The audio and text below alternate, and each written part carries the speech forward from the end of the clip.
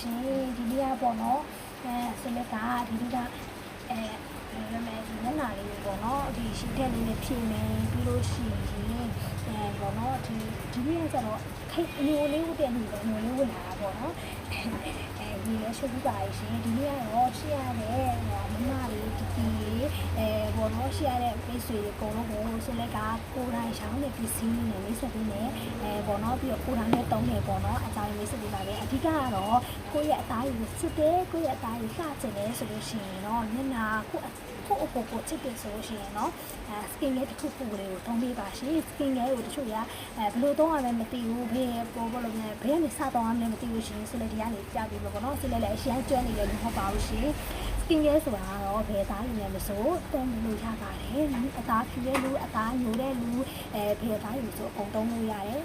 ပြီးတော့ skin care တဘာဝကတော့ဘာလဲသိလားရိုးရှင်းဆုံးပြောမယ်လိမ့်လို့ရှင်းလှတယ်လိမ့်ပြီးသွားလို့ skin care လိမ့်လာကြလို့ရှိရင်အသားရည်တိတိလေးဖြစ်နေရောလှနေပါတယ်ရှင်ဒီနေ့ကတော့ဒီနေ့ကကိုရောင်းတဲ့ anti product လေးတွေနဲ့skin care ပါမယ်ရှင်ဒါလေးကတော့ဆိုလို့ရှိမှလက်ရည်လက်ကောက်ဝေးလို့အပူလို့ရပါတယ်เนาะဒါလေးပါရှင်ဒါလေးကတိုနာဒါလေးကတော့ skin ပေါ့เนาะဒါလေးကတော့ sun skin ဒါလေးကတော့ makeup အစားထိုး anti သားလာခင်ပါရှင်ဒီလက်နာပစ္စည်းလေးတွေလည်းရှိရပေါ့เนาะလက်နာပစ္စည်းဆိုလို့ရှိရင်ဒီ anti ပစ္စည်းအစားသူက chemical လုံးဝမပါတဲ့ကြောင့်ပဲအသားရည်မဆိုးသုံးလို့ရတယ်ပေါ့เนาะဝက်ချန်တမအစီဘူးတမအစီပြန်တွေပဲအသားမဆိုးသုံးလို့ရတယ်လက်နာပစ္စည်းဆိုလို့ရှိရင်အသားရည်6တဲ့လူအရင်အစီပြန်တဲ့လူဝက်ချန်တမပေါ့အခုတစ်ခေတ်ပေါ့နော်အစီပြန်နဲ့အစီဘူးတမားရေဆိုတဲ့ပုံသုံးတင်နေပေါ့နော်ဒါလို့အသားရ6တဲ့လူစာဝတ်ချန်ရှိရလို့လည်းသုံးလို့တင်ပါတယ်မြို့တော်ပစ္စည်းကြီးရဆိုတဲ့ဒီလိုသုံးလက်စာကိုပြပြရအောင်ရှင်ကန်းထဲမှာတော့အရင်ကိုချရတဲ့ဒီမျက်နှာ facial found လေးနဲ့တစ်ပါမယ်ပေါ့နော်ဒါလေးရဆိုလို့ရှိရင်မျက်နှာစာဝတ်ချန်အစီဘူးတွေတက်တာပါတယ်ရှင်မျက်နှာကြီးကြီးပြောင်းလေးဖြစ်တယ်မျက်နှာလေးဆွဆွလေးဖြစ်တယ်ပေါ့နော်အသားရ6တဲ့လူဆိုလဲဒါသုံးရတာ all skin type အတွက်ကြောင့်ဘယ်တိုင်းမဆိုသုံးပြီးလို့ရပါတယ်ရှင်ဒါလေးတက်လိုက်ပါအောင်မယ်ရှင်ဒါလေးရဆိုလို့ရှိရင်ပေါ့နော်မျက်နှာတစ်ဆေးတစ်ထားတဲ့အရှင်တွေပါရှင်တော့အဖက်မပါဘူးเนาะမျက်နှာတစ်ဆေးတစ်ထားတဲ့အရှင်တွေပါဆိုလဲအရင်တော့စားဝတ်ရှင်ရှိရမျက်နှာကြီးလုံးဝပေါ့နော်ဘယ်လိုပြောမလဲလေမော်တီးတကွယ်ဖြစ်တာအခုဆိုရင်လုံးဝတိတသားလေးမျက်နှာလေးကြည်ပြီးရှင်းသွားတယ်ဒီချွေးဘလို့ရှိပုတ်ချေတာလေးလည်းမရှိတော့ဘူးမျက်နှာလေးအသားရဆွဆွပြပြလေးဖြစ်သွားရရှင်ဝက်ရှန်တမအစီဘူးတမအကုန်သုံးလို့ရတယ်ဘာလေးလဲဆိုလို့ရှိရင်เนาะခုနကပြတဲ့မျက်နှာတစ်ဆေးလေးเนาะဒီမျက်နှာတစ်ဆေးလေးပါရှင်ကဲမျက်နှာပစ္စည်းပြပြီးဆိုလို့ရှိရင်တော့ဆိုလို့ပေါ့နော်ဒီနှက်ခမ်းလေးကိုပေါ့နော်ဒီလက်စီလေးနည်းနည်းလေးဆွဲလိုက်ရအောင်နော်နှက်ခမ်းလေးလက်စီလေးနည်းနည်းလေးဆွဲလိုက်ပါလို့ရှိရင်လက်စီလေးလေးဆွဲပြီးလို့ရှိရင်တော့ဒါတုံးလေးဆိုလို့ရှိရင်အမှန်တကယ်တော့လေပေါ့နော် stay set တူအနေနဲ့ပေါ့နော်ဒါဆိုဘာလုပ်မလဲဆိုလို့ရှိရင်တိုနာပေါ့နော်တိုနာကတော့မဖြစ်မနေတုံးရတဲ့အရှာလေးဖြစ်ပါတယ်တိုနာသုံးလာဆိုတော့အစားအဆင့်တွေတုံးနေပြီပို့ပြီးတော့အနည်းတင်ကောင်းတယ်ပို့ပြီးတော့စိတ်ဝင်အားကောင်းတယ်ပေါ့နော်တိုနာမတုံးဘဲနဲ့အခြားအစာတွေတုံးတယ်ဆိုလို့ရှိရင်စိတ်ဝင်အားမကောင်းမဲနဲ့မျက်နှာကြီးကဟိုဘယ်လိုလဲမကောင်းပေါ့နော်ဒီတိုနာလေးကဆိုရင်သူကကျတော့ ဒီ collagen လည်းပါတယ် anti toner ဖြစ်တယ်ပေါ့နော်သူတို့ရှိသူကအဆက်တဘောလည်းပါတဲ့အတွက်ကြောင့်မျက်နှာလေးရှစ်ဆိုးလေးဖြစ်တယ်ခလေးကကျတော့တိုနာကိုကြတော့ဆိုလဲမလက်ပိုင်းဆိုလက်ခလေးနဲ့သုံးညနေပိုင်းဆိုလို့ရှိရင်တော့တိုနာကုန်းလေးနဲ့သုံးပါတယ်ဒီမှာပေါ့နော်သူ့ရဲ့အရှိကိုကတစ်ကလေးနဲ့လိမ့်ကအရန်ကောင်းပါတယ်ပြီးတော့ပေါ့နော်သူကပေါ့ဘယ်လိုလဲဒီပေါ့ဘာတက်စိတ်တင်လဲအဆန်လေးညမသုံးချင်ဘူးဆိုလို့ရှိရင်ဒီတိုနာကိုသုံးနေနော်ဒီတိုနာအဲ့လိုမျိုးဘောလုံးကသူကမျက်နှာလေးပြပြဆိုဆိုလေးနဲ့ပြပြလေးကြောင်လေးနဲ့လက်ကိုရရှိတယ်ဘယ်တိုင်းမဆိုသုံးလို့ရတယ်ပေါ့နော်ဒီတိုနာလေးရတော့နော်သူ့ရဲ့အရှိကိုကပေါ့နော်နော်ပြကလေးနဲ့လောကမျက်နှာပေါ်ဝင်လာလို့အရှိလေးနဲ့လို့ရှိရင်ပေါ့နော်ကြည်လေးနဲ့အသားရည်ရရှိတယ်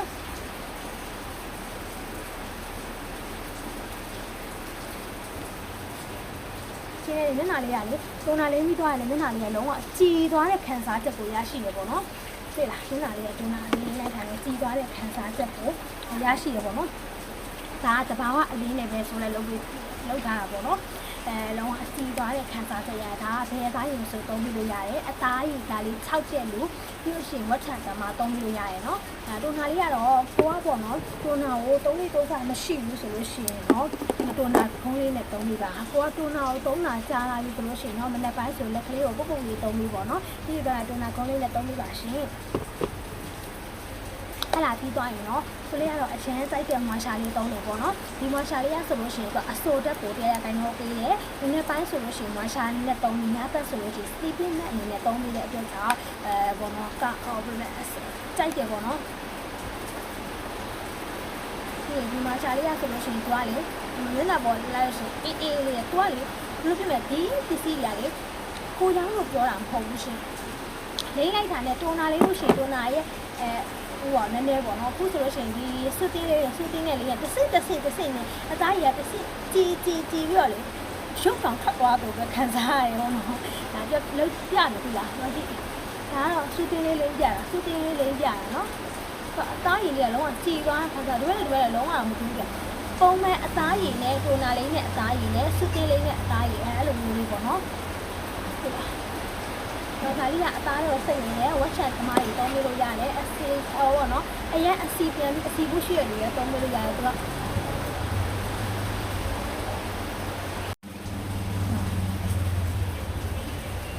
ဒါရဆူဆူလေးဖြစ်စဉ်ဆူဆူပြီးတော့လေကိုမျက်နှာမှာလုံးဝပေါ့နော်အပူချောင်းဝက်ချက်လေးထွက်ထားပြီးအစီဘူးထွက်ပြီးတောင်းလို့ရတယ်ဒီလားဆိုလည်းတစ်ခါတည်းဆိုလို့လည်းပေါ့နော်အမျိုးသမီးတွေပေါ့နော်ဓမ္မသာလာတဲ့အချိန်ကြလို့ရှိရင်ဝက်ချက်လေးထွက်တာဆိုဒါလေးကိုဖြစ်ပြီးလေးလိမ့်ပြီးပါတယ်ရှင်လုံးဝစီတာတဲ့လက်ကိုရရှိရနော်ဒါပြီးလို့ရှိရင်လေဒါဆိုလည်းလေကြောရှင်ဟိုလေးလုံးဝဒါအချိန်တိုင်းဖြစ်မယ်ဒါလေးကလေ15 5မိနစ်တောင်မကြာဘူးဒါလေးလေးလို့ရှိရင်ဒါလေးကတော့ဒီမှာပေါ့IBO လေ IBS ဆန်းခွင်ကိုဒီလိုကြိုက်တာပြအစ်တစ်ခုဖောက်ထားနေလေဒါကိုလေဒီလိုပဲလင်းရအောင်ကြိုက်ပါတယ်ရှင်မ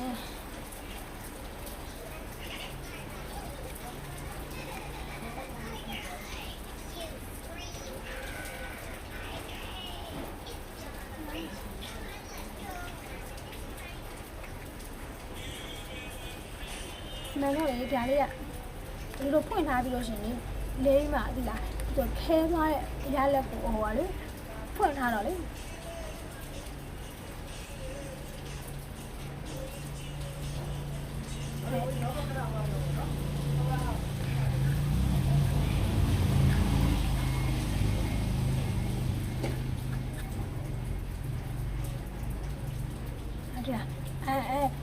တူအလေးရလေတူလားတူအလေးရဆိုတော့စစ်ကုတ်ပြီးလိမ့်လာပဲဖြစ်တာတူအလေးရလေဘယ်လောက်ပဲလိမ့်နေညနာပြာသွားခြင်းကွက်သားခြင်းမရှိဘဲနဲ့ညနာအသားတွေလုံးဝစိတ်နေတယ်သူလေးကလေပြာသွားခြင်းကွက်သားခြင်းမရှိဘူးဘယ်လိုလဲညနာအသားတွေလုံးဝစိတ်နေတယ်စိတ်ဝင်ပြီးတော့လေထက်လိမ့်လို့ရှိရင်ညနာလေးကလုံးဝကြည်တဲ့ရလက်ကိုရရှိရပေါ့နော်ကိုယ်စလက်လိမ့်ပြကြီးလဲရလက်ကိုရရှိတယ်ပေါ့နော်သူကလေလိမ့်လိုက်ထိုင်ညနာလေးကြည်လေးနဲ့ဂလိုးစေတဲ့ effect ကိုရရှိတယ်ပေါ့နော်သူအဲ့ကြောင့်သူကလေ SP ရဲ့50ပါတယ်ပေါ့နော်ဆိုတော့အမရဲ့လေမိုးရင်းမှာစမ်းခွင်လိမ့်နေတချို့ရတွေးကြရပေါ့နော်ဆိုတော့ပြောချင်တာကမိုးရင်းနဲ့စမ်းခွင်လိမ့်ပေးရပါတယ်လေရောမိုးရောဆောင်းရောစမ်းခွင်လိမ့်ပေးရပါတယ်ရှင်ဒါကြောင့်လေမိုးရင်းမှာပိုဆိုးတယ်ဒီလားလေပူလိုက်မိုးရွာရတာပိုဆိုးတယ်ဒီလားအသားရည်ကကိုကလေတင်းတင်းထွက်တဲ့အသားရည်ရှိတယ်ဆိုလို့ရှိရင်ဘာမှမလုပ်ရင်တော့မတော့လို့ထွက်နေတာနော်အသားကြီး6တက်လို့ဆိုလို့ရှိရင်ဘာမှမလုပ်ရင်တော့မှကိုယ့်ရဲ့မျက်နှာအမဲဆက်တွေများထွက်နေတာအဲ့ဒါကကြတော့ဆိုလို့တို့ကဒီစမ်းကိုသုံးပေးရတယ်ဒီစမ်းက SP ရဲ့50ပြီး flat ပါတဲ့အတွက်ကြောင့်မြေအောင်ကြီးခံကိုဒဘဲခံနိုင်တယ်ပေါ့နော်ပြီးလိမ့်ထားလို့ရှိရင်လည်းပြာသွားခြင်းပတ်သားခြင်းဖြစ်ဒီတစ်ခုလေးနဲ့ဆိုလို့တို့နှစ်ခုံးလို့ဆက်ပြီးတော့နေလို့ရတယ်ပေါ့နော်စိတ်ဝင်မှုလည်းအားကောင်းပါလေရှင်ဆိုလို့ရဒါလေးသုံးတယ်နော်အလေးသုံးပြီးလို့ရှိရင်တော့ဆိုလိုက်ရမယ်တစ်တီလည်းမလဲဘူးပေါ့နော်ပေါ့ပပါလေးစစ်တီတစ်ပြောင်းလေးကိုလိုလေးကြိုက်တယ်ကိုရီးယားလွတ်လေးကိုကြိုက်တယ်ဆိုရင် IB ရဲ့အစားလားခင်ကိုသုံးပါတယ်ဒီအစ်စ်မှာက IB ရဲ့အစားလားခင်ကိုသုံးတယ်သုံးပြီးအပေါ်ကနေသနာသားထက်လေးနဲ့ဆိုလည်းရတယ်ဘယ်လိုကိုကမိတ်ကပ်လေးချင်တယ်ဆိုလည်းထက်လေးလို့ရတယ်ပေါ့နော် IB ရဲ့အစားလားခင်ကိုသုံးပါတယ်IB ရဲ့သားလာခင်ကကြတော့ဘယ်လိုလဲဆိုတော့သူကကြတော့တုံးအခရင်ဖြစ်တဲ့အတွက်ကြောင့်သူကတော့အဖြူလေးပေါ့နော်အဖြူလေးသဘောလေးဖြစ်တဲ့အတွက်ကြောင့်ဆက်စသုံးတဲ့မမတွေပေါ့မြန်မာလေးတွေအတီတွေကြတော့စလေးနဲ့အခါကျရင်ဘယ်လိုလေးရလက်ကိုရလဲဆက်လက်ကိုပြန်ပြောတဲ့အခါကျရင်ဖြူသွားသလိုခွေးသွားသလိုဒါပေမဲ့စသုံးတဲ့ပစ္စည်းကြောင့်ကိုယ့်ရဲ့အသားရည်နဲ့နဲတာများတာတွေမသိသေးဘူးပေါ့နော်အဲ့ဒါအဲ့လိုမျိုးလေးခံစားတဲ့ရတာဖြစ်ပါတယ်နောက်ပိုင်းကျရင်တော့သူတို့မှာလုံးဝအဆင်ပြေသွားလို့ IB cream နဲ့ဖြစ်နေကြပါတယ်ဒါလို့ကိုက make up လေးကျင်နေဆိုလို့ရှိရင်ဒီလို IB cream လေးပြီးအပေါ်က make up ထပ်လေးလို့ရတယ်ဘာမှမဟုတ်ဘူးကိုကတနခါလေးကျင်နေဆိုလို့ရှိရင်အပေါ်ကနေထပ်လေးလို့ရရဲပေါ့နော်အပေါ်ကနေကိုစိုက်ရတက်ထားလေးကိုထပ်လေးလို့ရပါတယ်ရှင်သူကကြတော့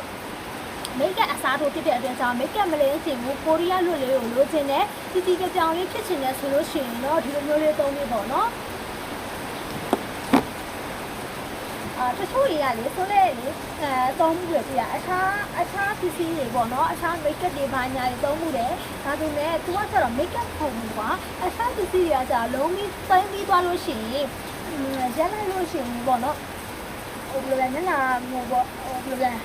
မလင်းတော့မှောင်ကုတ်ကုတ်ကြီးတခြား skin တွေသုံးလာလို့ဆိုရင်လေဒါတော့အဲ့လိုမဟုတ်ပါဘူး idea ကျတော့chemical လုံးဝမပါတဲ့အတွက်ကြောင့်ဘယ်အသားရင်မဆိုသုံးပြီးလို့ရတယ်ပေါ့နော်ကိုကကျတော့ဒီလိုမျိုးအန်ဒီခွန်လေးနဲ့တခြားပစ္စည်းနဲ့တွဲလေးနဲ့ဆိုလဲရှားတယ်လို့ဒီလိုမျိုးပေါ့နော်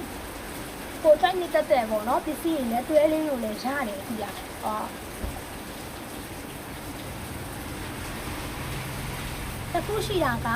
တခုရှိတာကကိုယ့်ရဲ့အသားရှင်နဲ့ live ပြီးတော့မှသုံးပေးတာကောင်းတယ်ပေါ့နော်ဥပမာပေါ့ကိုယ့်ရဲ့အသားရှင်နဲ့ live တယ်ဆိုတာကိုကဘယ်လိုလဲအသားကြီးအစီပြန်လာလားအစီပေါက်ထားလားအဲ့လိုမျိုးကိုယ့်ရဲ့အသားရှင်နဲ့ပြီးရင် live ရင်ကအသုံးပြမှာပိုကောင်းပါတယ်နော်ကဲဒါတော့ပြီးသွားပြီပေါ့နော် ID နဲ့ပဲပြင်ထားရပါရှင်ဒီဖုန်းမေးလေးနည်းနည်းဆိုလိုက်တယ်နှက်ခမ်းလေးနည်းနည်းလေးဆိုလိုက်တယ်ပေါ့နော်ဒါကတော့ ID နဲ့ပဲပြင်ထားတာပါရှင်နော်ဟိုကလေမိုးရွာနေတော့နည်းနည်းတမျိုးဖြစ်လာမှမရှိလေမိုးကလည်းရွာနေတယ်ပေါ့နော်မီးကလည်းမလာဖြစ်နေတော့ဒီလိုမျိုးလေးဖြစ်နေပါတယ်ခရက်ထပါတယ်ရှင်ဒါကတော့ဆိုလဲပေါ့နော်ဘာအဆက်မှမသုံးထားပါဘူး IB တစ်ဆက်စာနဲ့ပဲပြင်ထားရပါရှင် IB ကိုလက်လီလက်ကဝယ်ယူအားပေးခြင်းနဲ့ဆိုလဲရှိမှာဝယ်ယူအားပေးလို့ရပါတယ်ဆိုလဲရှိမှာဝယ်ယူအားပေးတဲ့ customer တွေကိုဆိုလဲကကျေးဇူးလည်းတင်ပါတယ်ပေါ့နော်လုပ်ငန်းကိုင်ငန်းလည်းပို့ပြီးတော့အစီအပြေပါစေလို့ဆုတောင်းပေးပါတယ်ရှင်ကျေးဇူးတင်ပါတယ်နော်